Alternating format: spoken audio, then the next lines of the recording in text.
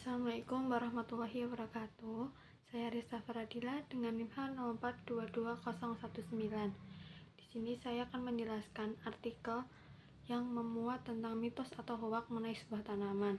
Nah, artikel ini saya ambil dari website IDN Times dengan judul 5 tanaman yang dianggap pembawa sial. Kamu punya salah satunya. Nah, artikel ini diupload pada tanggal 27 November 2019 dengan penulis Arlinda Nadia Korina. Nah, dari artikel ini saya akan menjelaskan 4 tanaman saja yang dianggap pembawa sial dan saya akan menjelaskan tentang fakta-faktanya.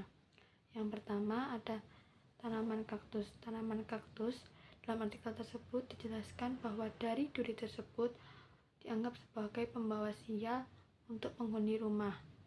Nah, pembawa sial itu berupa kemalangan atau kecelakaan yang akan dialami oleh anggota keluarga dalam rumah tersebut. Padahal faktanya duri-duri tersebut, kaktus itu memiliki manfaat seperti mudah dirawat, tahan banting, dan kuat. Kaktus itu juga memiliki keindahan unik dengan berbagai bentuk dan warnanya yang dimilikinya. Yang kedua ada tanaman bonsai. Dalam artikel tersebut dijelaskan bahwa tanaman bonsai membawa sial karena pertumbuhannya dibatasi dengan terus-menerus dipangkas. Padahal faktanya, bonsai itu umumnya tahan terhadap hama dan penyakit. Dengan perawatan yang tepat, bonsai dapat hidup subur dan dinikmati keindahannya selama bertahun-tahun.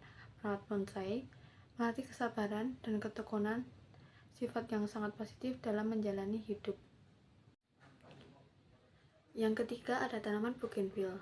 Tanaman bougainville adalah tanaman yang berduri seperti tanaman kaktus. Bougainville dianggap pembawa sial berupa hubungan romantik antara suami istri atau keluarga yang tidak akan bertahan lama bagi pemiliknya. Bougainville akan membuat orang-orang dalam hubungan tersebut selalu berselisih paham. Nah, mungkin dalam penjelasan tanaman bougainville itu dikaitkan dengan duri yang dimiliki oleh tanaman bougainville itu sendiri, seperti duri pada batang bougainville mungkin dihubungkan dengan kesalahpahaman dan perselisihan dalam hubungan seperti tanaman kaktus tadi. Yang kedua warna merah dan gairah. Warna merah pada bunga bougainville mungkin diasosiasikan dengan gairah dan api yang dapat melambangkan pertengkaran atau perselingkuhan.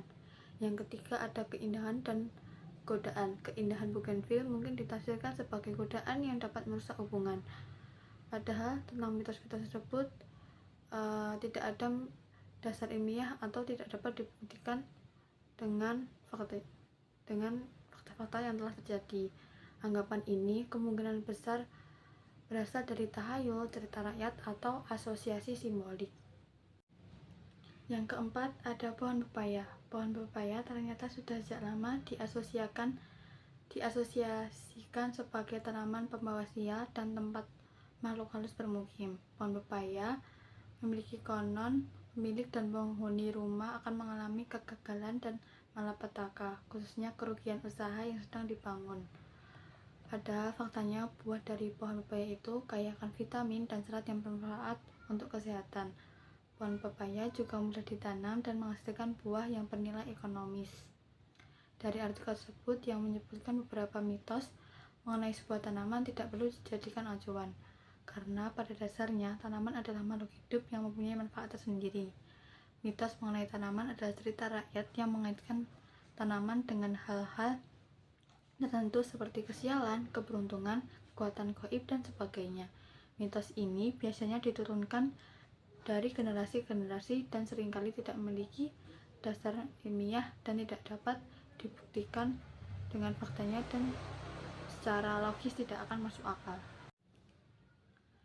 Dari beberapa penjelasan tadi, diperlukan sebuah cara untuk menghadapi atau menangkal mitos atau hoak yang beredar di kalangan kita atau di sekitar kita. Di era digital ini, informasi dengan mudah tersebar luas termasuk hoak dan mitos. Untuk menangkalnya, kita perlu menjadi konsumen informasi yang cerdas untuk menghadapi hoak dan mitos tersebut dengan menerapkan langkah-langkah seperti berikut ini. Yang pertama ada memeriksa sumber informasi. Nah, dilakukan dengan cara mengenali sumber berasal dari sumber terpercaya seperti situs web resmi, pemerintah, lembaga kredibel, atau media massa yang ternama. Cara lainnya, mewaspadai sumber yang disebarkan dari akun media sosial pribadi atau grup yang tidak jelas asal-usulnya. Yang kedua, kita perlu mengetahui ciri-ciri hoak. Nah, biasanya ciri-ciri hoak itu memiliki judul yang provokatif. Nah, yang ciri-ciri lainnya, informasi yang disampaikan itu tidak masuk akal atau bertentangan dengan fakta yang telah terverifikasi.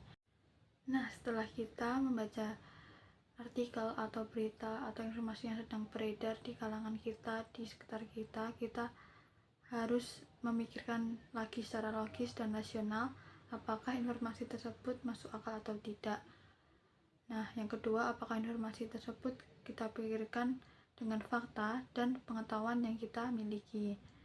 Jika informasi tersebut terlalu terdengar muluk-muluk atau tidak masuk akal di pikiran kita yang sesuai dengan pengetahuan kita, berarti berita atau artikel atau informasi yang beredar itu adalah hoax atau mitos.